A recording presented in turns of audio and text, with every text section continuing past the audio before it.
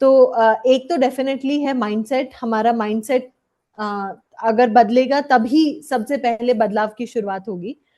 मेरी दूसरी tip sir अपने हम हमारे दर्शकों के लिए रहेगी, जो मैंने एक रियलाइजेशन किया, हमारा बॉडी और हमारा माइंड बहुत सारी चीजों के लिए केपेबल है, बट ये जो रिस्ट्रिक्शंस हैं ये हम खुद पे लगाते हैं कि शायद ये मैं नहीं कर पाऊंगा या शायद ये मैं नहीं कर पाऊंगी।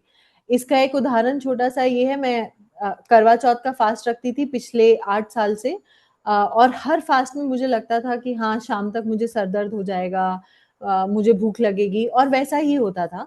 लेकिन स्वास्थ्य संतुलन सिस्टम से जुड़ने के बाद बीच बीच में हमारे रूटीन में या हमारे स्ट्रैटेजी में फास्टिंग भी था मेरे लिए। मैंने up to 48 hours water only fast किया है, जिसमें मैं ऑफिस गई हूँ, मैंने स्पोर्ट्स खेला है 2 घंटे पिकल बॉल, मैंने अपने सब काम और अपनी सब रिस्पॉन्सिबिलिटीज निभाई हैं, और उसके बावजूद ऐसा नहीं कि मेरी एनर्जी डिप हुई है, बल्कि कंसिस्टेंट भी नहीं, मुझे और ज्यादा एनर्जेटिक लगा है।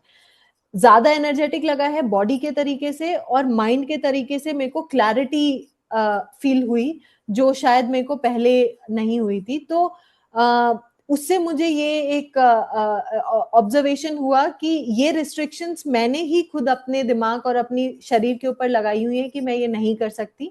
बट धीरे धीरे जब आप अपने शरीर और दिमाग को इतना केपेबल बनाते हो, तो ऐसा कुछ भी नहीं है जो आप अचीव नहीं कर सकते। बिल्कुल बिल्कुल भूमिका जी, आपने बहुत ही बेहतरीन चीज यहाँ पर बताई। क्योंकि काफी लोगों का मानना यह है कि जब हमें कंफ्यूजन होती है, जब हमें कोई तकलीफ होती है, तो हम सीधा खाने की तरफ भागते हैं कि खाना खाएंगे एनर्जी मिलेगी तो मैं जी। फिर काम अच्छे से कर पाऊंगा। और जी। यहाँ आपने बिल्कुल उलट चीज बताई है जी। कि जब आप खाना नहीं खा रहे थे तो आपको कंफ्यूजन कम हो रहा था, क्लैरिटी ज्यादा थी, एनर्जी ज्यादा थी। बिल्कुल।